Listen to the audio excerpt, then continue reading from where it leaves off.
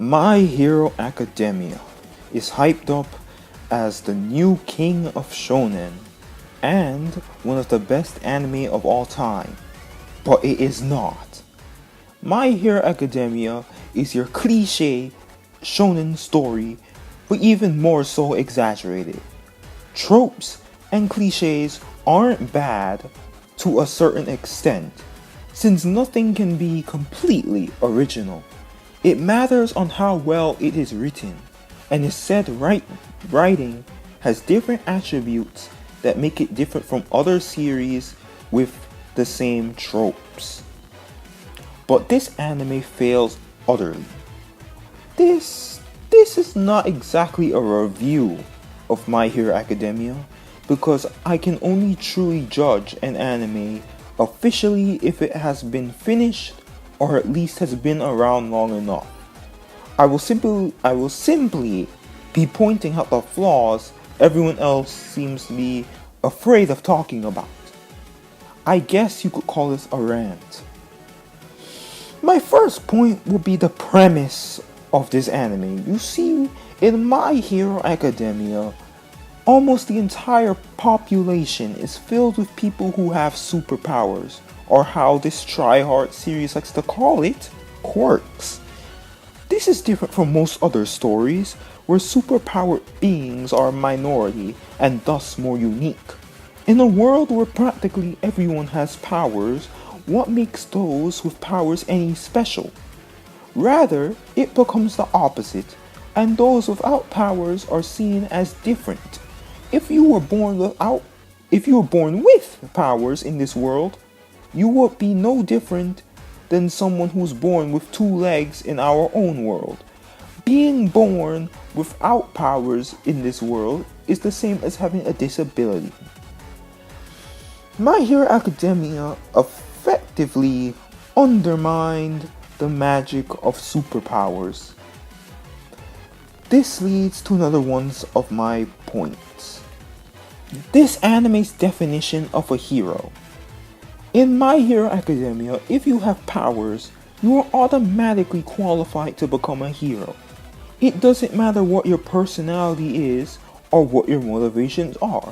If you have extraordinary abilities, which are the norm in this world by the way, you can become a hero regardless. Don't believe me? Look no further than Bakugo. His entire personality is that of a villain.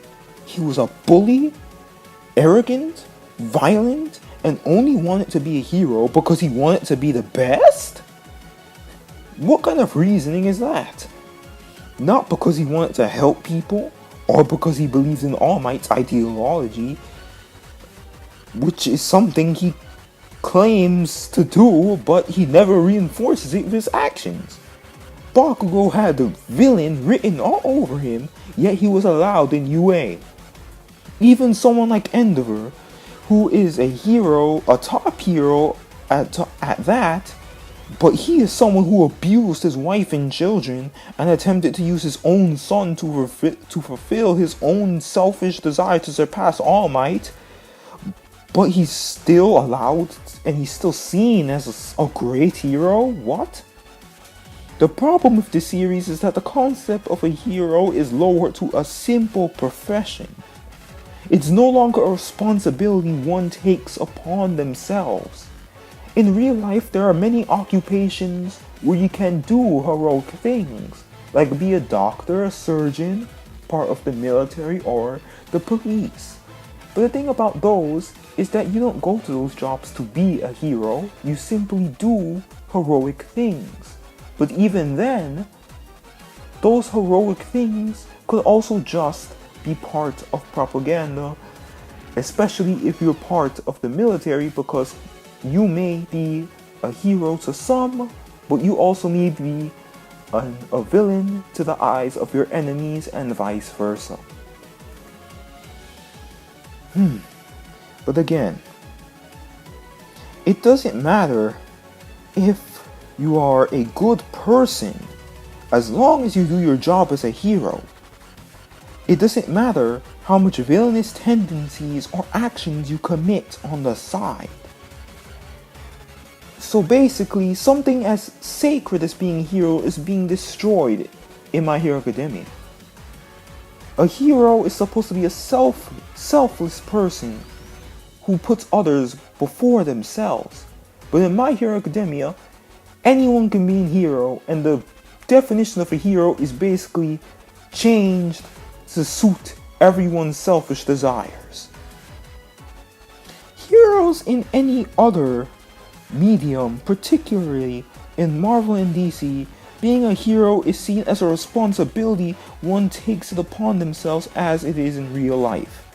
In real life, anyone can be a hero through heroics and heroic actions, but it is not something anyone can simply label on themselves for doing something good. To be a hero, you must be able to put others before yourself and help them, even if it costs something of yours, whether it be time, money, or even your life. The definition of a hero isn't subject to such grand relativism. The show attempts to redefine the word hero to suit its own faulty premise, rather than what it actually is. In one episode, All Might, who is apparently the only hero that seems to matter narratively other than Deku himself, states that a hero is someone who leaps into danger without thinking, and quite honestly, that is the dumbest description of a hero. If you do something without thinking, it is no longer an action you take on your own free will and is no longer selfless. If you do something without thinking, it becomes an impulse, instinct. Jumping to save people, being selfless, and being a hero is not instinct. It no longer becomes brave. It no longer becomes something one does because they know it's right, or because they feel sympathy or empathy, but because they have devolved into a robotic droid whose only function is to perform heroic acts with no mind of their own. Also, the idea of jumping into danger without thinking is dangerous in itself. You don't see firefighters and police running into danger without thinking, because if they did, they might die themselves and end up being a casualty along with the very people they attempted to save. Ultimately, this anime is a poor adaptation on what it means to be a hero. Anyway, now that we have talked about the shitty premise, let us discuss the individual characters. Let us start with Bakugo, since we have talked about him previously. In addition to my previous points, Bakugo's other major flaw is that his personality is way too extreme. No one could possibly be that angry all the time without having mental stability issues. By now, with all that screaming he does, he should have died from high blood pressure or a stroke. There is literally a scene after he wins the sports festival where he disliked his victory over Todoroki and had to be chained up like he was an inmate at Arkham Asylum. Yes, that was probably for comedic purposes, but it wouldn't be out of his character, which is the problem. Some of my favorite characters are ones with superiority complexes, since I personally relate to them to a certain extent. But something about Bakugo seemed off. In a flashback where it showed Bakugo and Deku as children, Bakugo falls into some water and Deku, like a normal human being, offers his hand to help. And for some psychotic reason, Bakugo believes Deku was looking down on him and proceeded to bully him for the next few years of his life for the dumbest misunderstanding I have ever seen in any anime. It was that scene that eliminated any hope for me to believe Bakugo would be a deep character. He solely exists to be the rival to Deku because he is an asshole incarnate. His character does start to turn around slowly after his initial fight with Deku in Season 1, and realizing Todoroki surpassed him greatly. His superiority complex then became a way to hide his inferiority complex, Perhaps in the future he will stop screaming like a Black Ops 2 zombie, but that remains to be seen.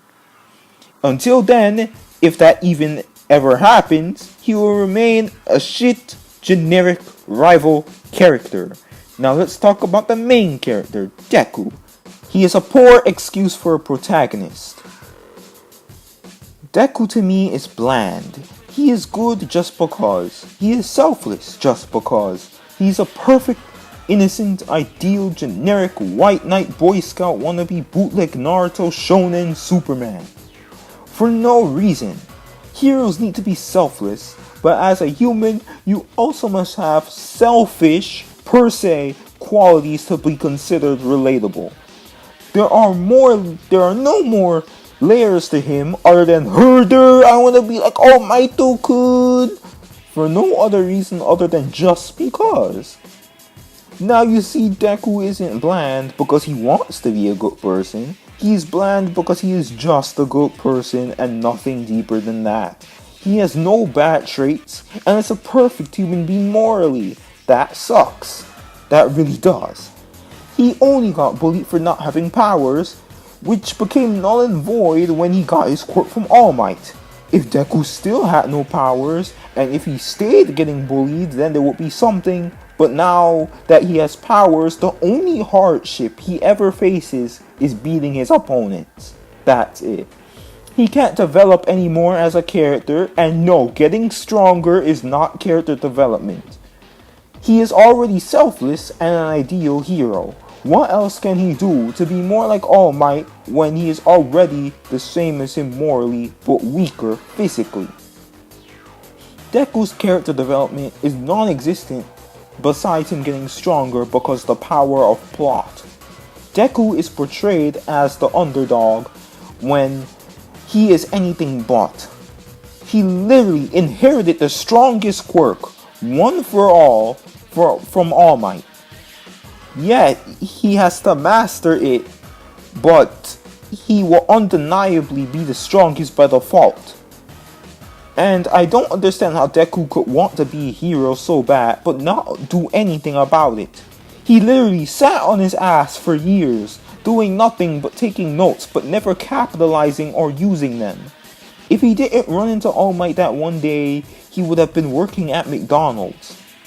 Are you telling me someone who is apparently as smart as Deku couldn't invent some gadgets and be like Iron Man or Batman? And before someone says, oh, but he wouldn't be as strong as those with powers.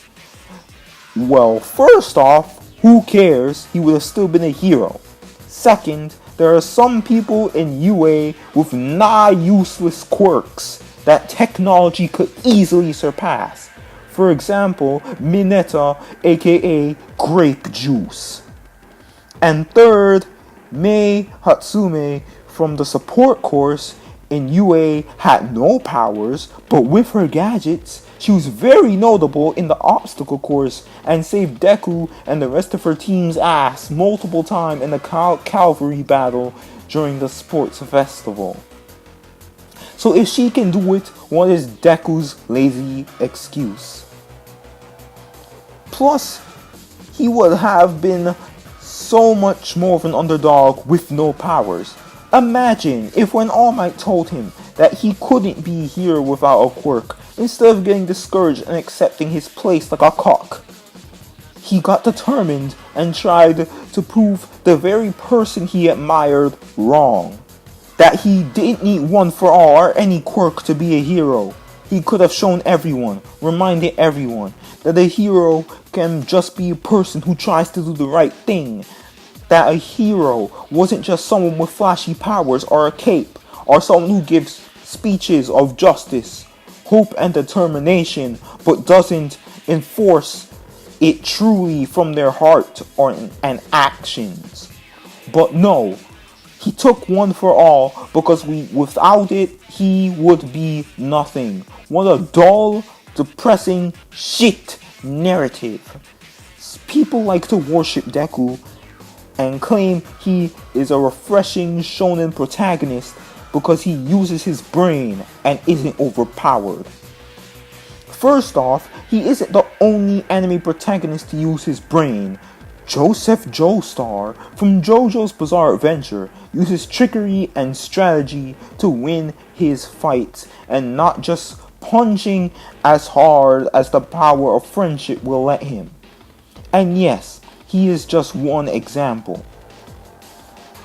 Deku isn't overpowered yet, because the anime is only on the 3rd season. Deku literally tells you at the end of the 2nd episode that it's a story of how he became the greatest hero. So not only is that fake tension, since we know he wins at the end, but we know he will be as strong, if not stronger than All Might very soon. Just give it time. Remember when Naruto was about ninjas? Also, some people have the nerve to compare Deku to Spider-Man? You see, no one would ever even think of that comparison if it wasn't revealed that the author of My Hero's favorite hero was Spider-Man. But the thing is, Spider-Man is a god tier character compared to Deku. Spider-Man has a job outside of his Spider-Man duties. He goes to normal school like most of us did. He has money issues, family issues, financial issues, and even relationship issues. He makes mistakes, some of which he carries guilt from. He suffered tragedy like the deaths of Uncle Ben and Gwen Stacy. The only tragedy Deku has ever faced was crying like a child who didn't get that PSP 360 for Christmas. Spider-Man has flaws and is relatable. He isn't always 100% good. Sometimes he almost becomes the things he fights, but rises above himself to do what is right. Deku has none of that. But enough about Deku. Let's talk about the best character in My Hero Academia. Yes, we're gonna be positive for once in these reviews. Todoroki. You guys know why he is the best character? Because he has layers to him and isn't one-dimensional. You can actually sympathize with his backstory, unlike Deku. We were all born without powers. Boo-hoo! Todoroki was, however, abused by his parents and has the scar to prove it. He lived a double life of trying to achieve his own dreams of being a hero while trying to fight off Endeavor's plans for him. He has a great line of character development in that he is starting to accept his other half, but at the same time is capable of character relapse and going back on his development by reminding himself why he doesn't use his flames. Similar to how someone tries to fight off an addiction, but they end up falling back on it. You can see the internal struggle in him.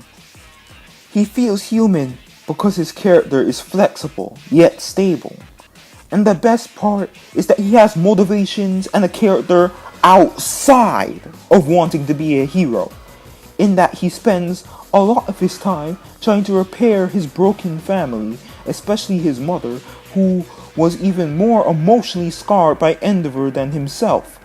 Todoroki should have been the main character. He had way more potential and way more to him. Unfortunately, he is going to rot as a side character for Deku to surpass just because.